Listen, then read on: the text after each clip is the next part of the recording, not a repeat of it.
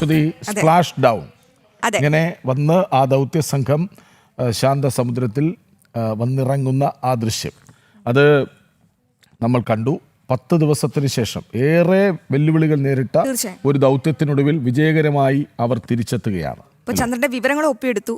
Orion ചന്ദ്രന്റെ ഭ്രമണപഥത്തിലൊക്കെ തൊട്ട ശേഷമാണ് ഇങ്ങോട്ടേക്ക് എത്തുന്നത്. അപ്പോൾ ഒരുപാട് ഇത് ശാസ്ത്രത്തിന് ഒരുപാട് സഹായകരമാകും. ചന്ദ്രനെ കുറിച്ചുള്ള കൂടുതൽ പഠനം നടക്കുന്ന ഈ കാലഘട്ടത്തിൽ ആർടെമിസ് 2 ഒരു നിർണായക വഴിത്തിരിവാകുമെന്ന കാര്യത്തിൽ യാതൊരു ഇനി അങ്ങോട്ട് പുതിയ പുതിയ കാൽവെപ്പുകൾക്ക് കാരണമായേക്കാവുന്ന ഒന്നാണ്. 2028 ഈ ചന്ദ്രന്റെ ദക്ഷിണ ധ്രുവത്തിൽ മനുഷ്യനെ ഇറക്കാനുള്ള പദ്ധതി ഇങ്ങനെ ആലോചിച്ച് വരികയാണ്. അപ്പോൾ ഈ ഒരു വിജയം മറ്റ് തുടക്കങ്ങൾക്ക് കാരണമാകാറുണ്ട്. ഇപ്പോൾ നമ്മൾ ബിസിനസ്സിൽ അത് കണ്ടിട്ടുണ്ടല്ലേ.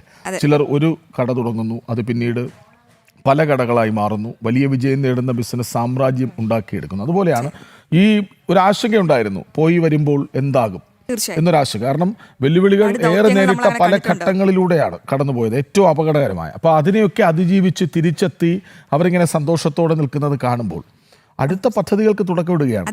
ചന്ദ്രനിൽ സ്ഥലം വാങ്ങാനൊക്കെ ആൾക്കാർ ക്യൂ നിൽക്കുമെന്നൊക്കെയാണ് കണ്ടറിയണത്. ഭൂമിയിൽ മാത്രമല്ല ചന്ദ്രനും മനുഷ്യ സാന്നിധ്യം എത്തുമെന്നുള്ള കാര്യത്തിൽ യാതൊരു സംശയമില്ല. അതിനുള്ള അന്വേഷണങ്ങളും കൂടിയാണ് നടക്കുന്നത്. എന്തായാലും അവിടെ ഐസൺ തയ്യാറാണ് ഈ വാർത്തയുടെ ഏറ്റവും പ്രധാനപ്പെട്ട വിവരങ്ങൾ നൽകാൻ. അല്ലെ, നമുക്ക് അതിലേക്ക് പോകാം. ആർടെമിസ് 2 ദൗത്യ പേടകം അങ്ങനെ ഭൂമിയിൽ തിരിച്ചെത്തിയിരിക്കുകയാണ്. കാലിഫോർണിയയിലെ സാന്റിയാഗോ തീരത്ത് ഭാരത സമയം പുലർച്ചെ 5:37 ലാൻഡിംഗ്. 4 സംഘത്തെ ഉടൻ പുറത്തിറക്കും. ഐസൻ ഉണ്ട്. ഐസൻ, എത്ര മനോഹരം, അഭിമാനം, ഒപ്പം അത്ഭുതമാണെന്നും കൂടി പറയേണ്ടി വരുന്നു.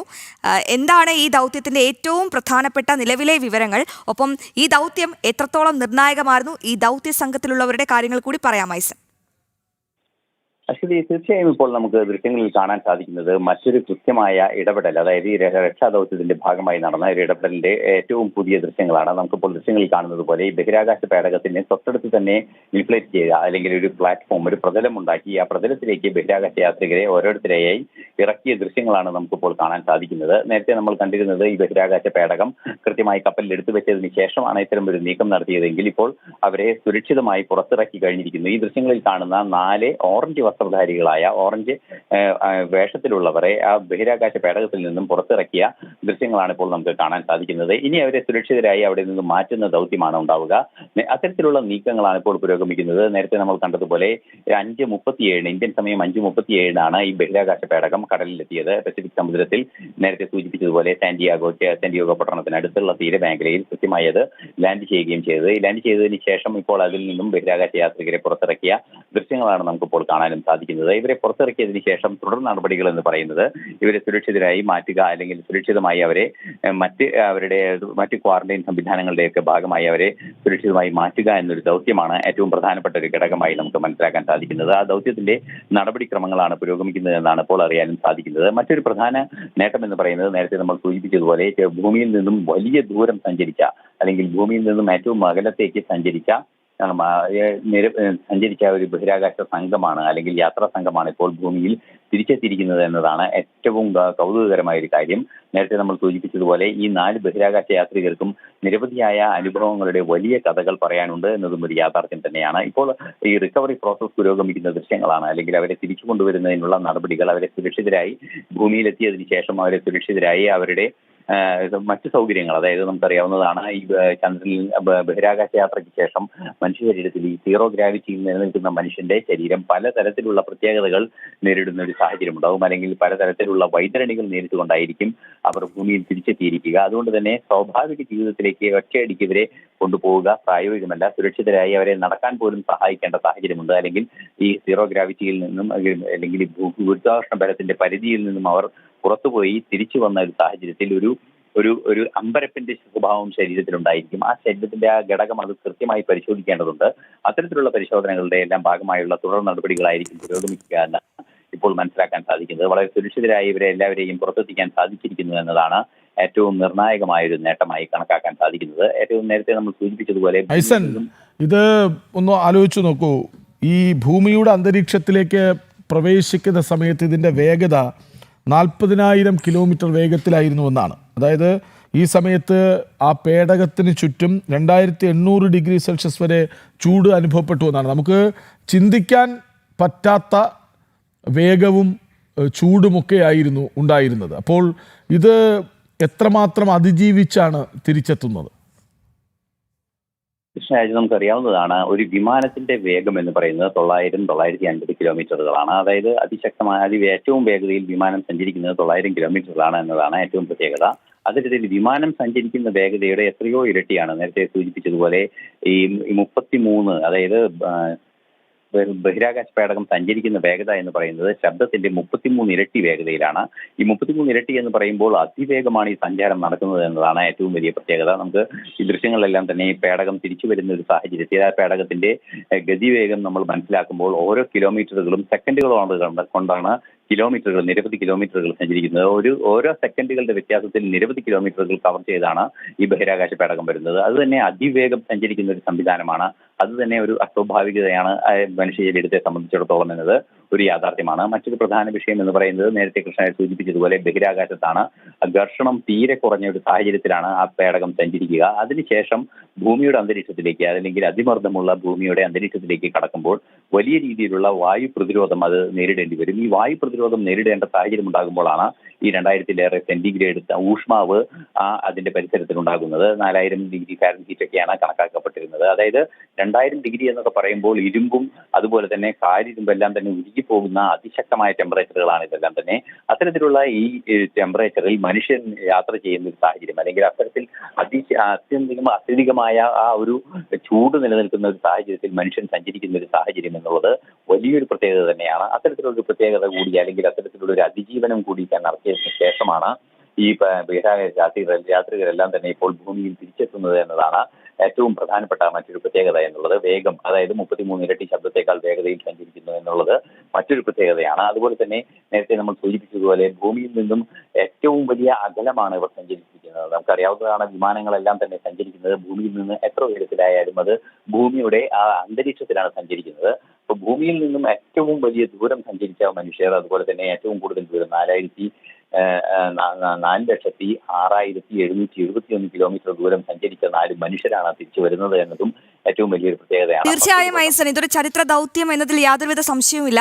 ഒരു കാര്യം കൂടി ഉണ്ടല്ലോ, 50 വർഷങ്ങൾക്ക് ശേഷമാണ് ഈ ഇത്രയും സക്സസ്ഫുള്ളായ ഒരു ദൗത്യം സംഘടിപ്പിക്കുന്നത്. അപ്പോൾ അപ്പോളോയിൽ നിന്നും വ്യത്യസ്തമായി ആർട്ടിമിസ് ചന്ദ്രന്റെ ഉപരിതലത്തിൽ നിന്നും എന്തൊക്കെ വിവരങ്ങളാണ് സ്വന്തമാക്കിയത്? ആക്ച്വലി ചന്ദ്രന്റെ ഉപരിതലത്തിൽ നിന്നും ഏതാണ്ട് 4000-ലേറെ കിലോമീറ്റർ അകലെയാണ് ഈ പേടകം സഞ്ചരിച്ചത്. സ്വാഭാവികമായും ചന്ദ്രന് ചുറ്റും സഞ്ചരിക്കുന്ന ഒരു സാഹചര്യം ഉണ്ടാകുമ്പോൾ അതിൽ നേരിടുന്ന ഏറ്റവും പ്രധാനപ്പെട്ട ഒരു ഘടകം എന്ന് പറയുന്നത് നമുക്കറിയാവുന്നതാണ്. ഇപ്പോൾ നേരത്തെ തന്നെ നമ്മൾ പലതവണ സൂചിപ്പിച്ചതുപോലെ ഈ ചന്ദ്രന്റെ മറുപുറത്തെത്തുക എന്നതാണ് ഏറ്റവും വലിയൊരു ദൗത്യമായി ഇപ്പോൾ കണക്കാക്കാൻ സാധിക്കുന്നത്. നേരത്തെ നമ്മൾ സൂചിപ്പിച്ചതുപോലെ ഒരു മേഖലയിലൂടെ, അതായത് ട്രാൻസ്ലൂണാർ ഓർബിറ്റിൽ പ്രവേശിച്ചതിന് ശേഷം ഒരു വശത്തുകൂടെ ചന്ദ്രനെ ചുറ്റി മറ്റു വശത്തുകൂടെ തിരിച്ചു വരുന്ന ഒരു സാഹചര്യമാണുള്ളത്. ഈ സമയങ്ങളിൽ പല കൗതുകകരമായ നേട്ടങ്ങൾ കുട്ടികൾക്കൊക്കെ, അല്ലെങ്കിൽ ചെറുപ്പക്കാർക്കെല്ലാം തന്നെ ബഹിരാകാശ കുതികൾക്ക് ഏറ്റവും പ്രധാനപ്പെട്ട പല നേട്ടങ്ങളെല്ലാം തന്നെ നമുക്ക് ഉണ്ടാക്കാൻ സാധിച്ചു. ദൃശ്യങ്ങൾ കാണാൻ സാധിച്ചു, ദൃശ്യങ്ങൾ പകർത്താൻ സാധിച്ചു എന്ന വസ്തുതകളൊക്കെ നിലനിൽക്കുന്നുണ്ട്. എങ്കിൽ കൂടി ആ മേഖലയിൽ, അതായത് 40ഓളം മിനിറ്റ് ബ്ലാക്ക് ഔട്ട് മേഖല ഉണ്ടായിരുന്നു എന്നതാണ്. അതായത് ഭൂമിയിൽ നിന്നും യാതൊരു ബന്ധവുമില്ലാത്ത രീതിയിൽ ഈ പേടകം സഞ്ചരിക്കുന്ന ഒരു സാഹചര്യം ഉണ്ടായി. ആ പേടകം സഞ്ചരിക്കുന്ന ഒരു സാഹചര്യം അങ്ങനെ ഉണ്ടാകുമ്പോൾ ഏത് രീതിയിലാണ് ചന്ദ്രനിൽ മനുഷ്യനെ ഇറങ്ങുന്നതിന്റെ സുരക്ഷിതത്വം ഉറപ്പാക്കുന്നതിനുള്ള നടപടികൾ സ്വീകരിക്കാനാവുക എന്ന ഏറ്റവും നിർണായകമായ ഒരു ഘടകം കൂടിയുണ്ട്.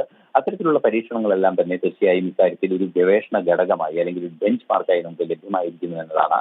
അതായത് ഈ ടെലിമെട്രിയുടെ സാധ്യതകളെ ഏറ്റവും പ്രായോഗികമായി അതിനെ കൈകാര്യം ചെയ്യേണ്ടത് എങ്ങനെ, അത്തരത്തിലുള്ള വിശദമായ വിവരങ്ങൾ നമുക്ക് ഇതിൽ നിന്നും സ്ഥാപിച്ചെടുക്കാൻ സാധിക്കുന്നു. അല്ലെങ്കിൽ അത്തരത്തിലൊരു യാത്ര സംഭവിക്കുമ്പോൾ ആ 40 മിനിറ്റ് ബ്ലാക്ക് ഔട്ട് രംഗങ്ങൾ ഭൂമിയിലുമായി ബന്ധമില്ലാത്ത ഒരു സാഹചര്യത്തിൽ ഏത് രീതിയിലാണ് കാര്യങ്ങൾ കൈകാര്യം ചെയ്യേണ്ടത് എന്ന് സംബന്ധിച്ച് കൃത്യമായ ഒരു വിവരം ലഭ്യമാക്കുന്നതിനുള്ള അടിസ്ഥാന വിവരങ്ങൾ ലഭ്യമായിരിക്കുന്നു എന്നത് ഏറ്റവും പ്രധാനപ്പെട്ട ഒരു ഘടകമാണ്. അതെല്ലാം തന്നെ ശാസ്ത്രീയമായ അവലോകനങ്ങൾക്കും മറ്റ് സംവിധാനങ്ങൾക്കും ശേഷമായിരിക്കും അതിന്റെ വിശദാംശങ്ങളെല്ലാം തന്നെ സാധാരണക്കാരുമായി പങ്കുവയ്ക്കുന്ന രീതിയിലുള്ള, അല്ലെങ്കിൽ പൊതുജനങ്ങളുമായി പങ്കുവയ്ക്കുന്ന ഒരു സംഭവങ്ങൾ ഉണ്ടാവുക. ഇപ്പോൾ അതൊരു ഗവേഷണ വിവരമാണ്. അതിനെ അനലൈസ് ചെയ്യുക എന്നതാണ് ഏറ്റവും പ്രധാനപ്പെട്ട ഒരു ഘടകമായി കണക്കാക്കപ്പെടുന്നത്. അത്തരത്തിൽ ഓരോരോ ഘട്ടങ്ങളിലായി പല രീതിയിലുള്ള നേട്ടങ്ങൾ ഇവർക്ക് കൈവരിക്കാൻ സാധിച്ചിട്ടുണ്ട്. അതുപോലെ തന്നെ ഈ സീറോ ഗ്രാവിറ്റിയിലുള്ള ഗവേഷണങ്ങൾ, അതുപോലെ തന്നെ ചന്ദ്രനെ ചുറ്റി ചന്ദ്രമണ്ഡലത്തിൽ ഉണ്ടാകുന്ന മനുഷ്യ ശരീരത്തിലുണ്ടാകുന്ന പ്രത്യേകതകൾ മുതൽ ചന്ദ്രമണ്ഡലത്തിൽ നടക്കുന്ന ഗവേഷണങ്ങളുടെ പ്രത്യേകതകൾ, ചന്ദ്രന്റെ സ്വാധീന വലയത്തിൽ അല്ലെങ്കിൽ ചന്ദ്രാകർഷണത്തിന്റെ സ്വാധീനത്തിൽ ഉണ്ടാകുന്ന സാധ്യതകൾ എന്തൊക്കെയാണ്, അത്തരത്തിലുള്ള നിരവധിയായ ഘടകങ്ങൾ പരിശോധന വിധേയമാക്കാനും നമുക്കറിയാവുന്നതാണ്. ഭൂമിയിൽ ചന്ദ്രാകർഷണം കൃത്യമായി സ്വാധീനിക്കുന്ന ഒരു മേഖല എന്ന് പറയുന്നത്, അല്ലെങ്കിൽ ചന്ദ്രന്റെ ആകർഷണ ശേഷി, അല്ലെങ്കിൽ ചന്ദ്രന്റെ ഒരു ആകർഷണ വലയത്തിന്റെ സ്വഭാവം ഭൂമിയെ ബാധിക്കുന്നത് വേലിയേറ്റങ്ങളായാണ്.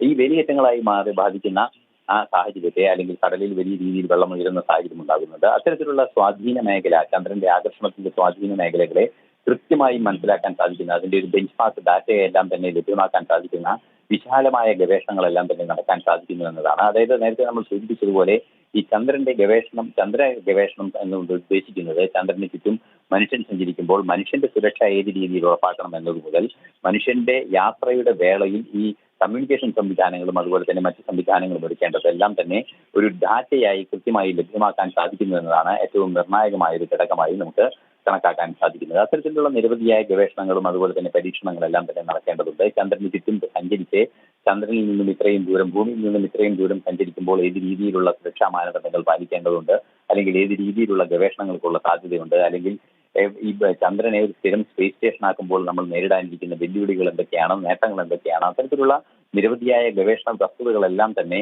നമുക്ക് ലഭ്യമാകുന്ന ഒരു സാഹചര്യം ഈ യാത്രയിലൂടെ നമുക്ക് ലഭ്യമാകുന്നു എന്നതാണ് ഏറ്റവും പ്രധാനപ്പെട്ട ഘടകം. മറ്റൊരു പ്രധാന വിഷയം എന്ന് പറയുന്നത് 2027 28 നടക്കാനിരിക്കുന്ന ചന്ദ്രനിലേക്കുള്ള മനുഷ്യന്റെ യാത്ര. അതായത് മനുഷ്യർ അവിടേക്ക് ചെല്ലുന്നത് സാധാരണഗതിയിലുള്ള ഒരു യാത്രയായിരിക്കില്ല മനുഷ്യനെ സംബന്ധിച്ചിടത്തോളം. ഇപ്പോൾ നമ്മൾ ദൃശ്യങ്ങളിൽ കാണുന്നത് ഇവരെ മാറ്റുന്നതിനുള്ള നീക്കങ്ങൾ പുരോഗമിക്കുന്ന ദൃശ്യങ്ങളാണ് നമുക്കിപ്പോൾ കാണാൻ സാധിക്കുന്നത്. ബഹിരാകാശ യാത്രികരെ സുരക്ഷിതരായി നീക്കുന്ന ദൃശ്യങ്ങളാണ് കാണാൻ സാധിക്കുന്നത്. ഇവരെ സുരക്ഷിതരായി ആ സുരക്ഷാ മേഖലയിലേക്ക്, അല്ലെങ്കിൽ അവരെ മറ്റ് സംവിധാനങ്ങളിലേക്ക് കൊണ്ടുപോകുന്നതിന്റെ ഭാഗമായുള്ള നീക്കങ്ങളാണ് ഈ ദൃശ്യങ്ങളിലെല്ലാം തന്നെ കാണാനും സാധിക്കുന്നത്. ഇത്തരത്തിലുള്ള വ്യത്യസ്തമായ രീതിയാണ്. മറ്റേത് കപ്പലിലേക്ക് എടുത്തുയർത്തിക്കൊണ്ടുള്ള ഒരു റിക്കവറി പ്രോസസ് ആണെങ്കിൽ, ഇപ്പോൾ നേരെ തിരിച്ച് അതിൽ നിന്നും കടലിലിറങ്ങിയ ആ പേടകത്തിൽ നിന്നും സുരക്ഷിതരായി ഇവരെ മാറ്റിയ മറ്റൊരു ഗവേഷണമാണ് നടന്നിരിക്കുന്നത്, മറ്റൊരു പ്രയത്നമാണ് നടന്നിരിക്കുന്നത്.